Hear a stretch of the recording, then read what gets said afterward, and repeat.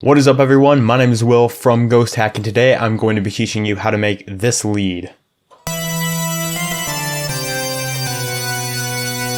Up a little higher. Up even higher. Or down extra low.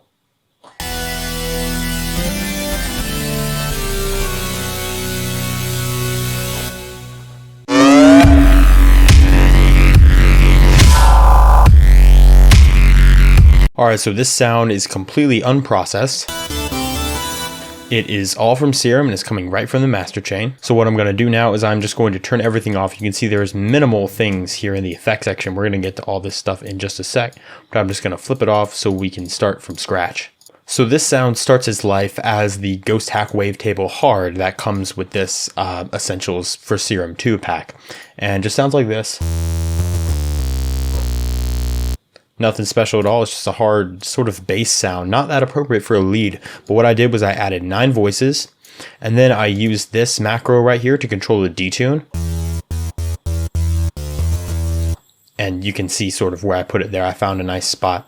And then after that, I took a different wavetable from the same pack. This one is spiked 2, and it starts out like this. And that has more harmonic content. And I threw 9 voices onto that, like that, and then I did the same thing with the detune, so they have equal detune like wherever I put this knob. And now together they sound much thicker and much richer, and that's going to be the basis for everything that we're going to do here. So the next thing to do would be to turn on the filter, because I have a Combs positive filter going on right here. This can be found in the flanges tab, and I've key tracked it. And this is very important because this is going to really affect the tone of the sound. Now it has like a harmony on top of there. It sounds like there's even another oscillator playing on top when there really isn't, it's just 2. And that's because I found the perfect position right here. This is at 177 Hertz with both A and B running through it. And I have this macro right here controlling the resonance, and this is the harmonies. You can turn it on and off and hear what it sounds like.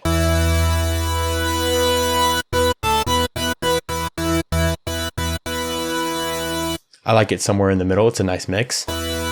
And I also added a little bit of drive to just saturate it just a little bit more, make it a little more heavy.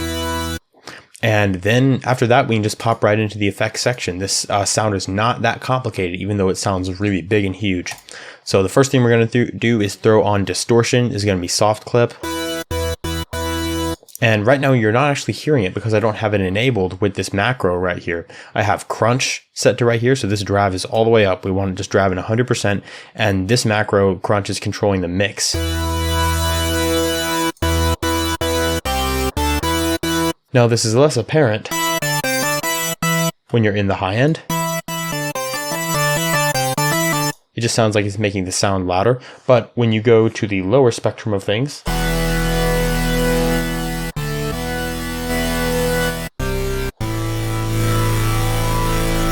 now you're hearing a more significant crunch to your sound. So you can mix that in just wherever you want. After that, I threw on a chorus. This is just a really tight chorus with the mix all the way up. There's nothing crazy going on here. It's just adding a little more width. And you can just find a good spot. I like to mix it in really anywhere right here. Then after that, multiband compression. Of course, we need some of that to make it even more powerful. And it flattening the spectrum like this will make it sound even better, especially down at the bass notes, because it will make sure that the sub is coming through just as much as the mids and the highs. It really just flattens everything out, and it's really good for a big, thick, rich lead like this.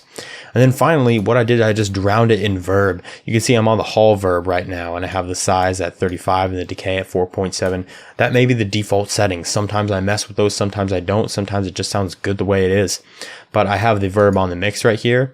And so I put it almost 50% of the way up. You could even just go to 50% of the way up and then just mess with this Verb. But with it 50% of the way up,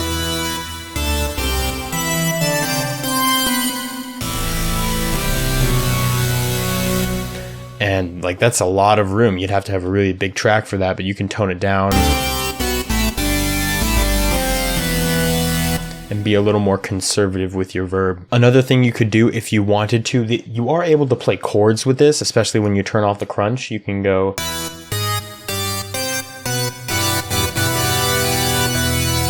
You can play some chords and it sounds pretty good, but if you just want to play it as a lead, one other thing I would recommend would be turning on mono legato.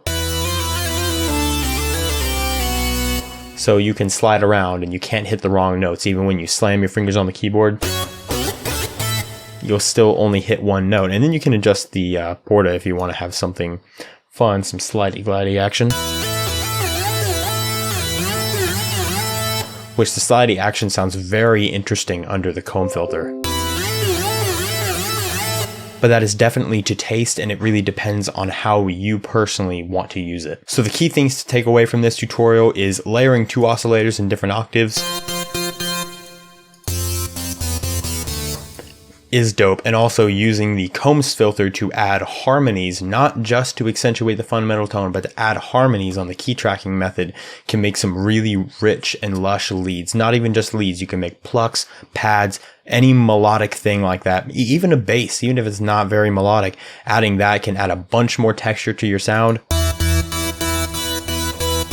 And it can add just infinite interesting possibilities to your sounds. So thank you guys so much for watching, and I will see you in the next video. Happy producing.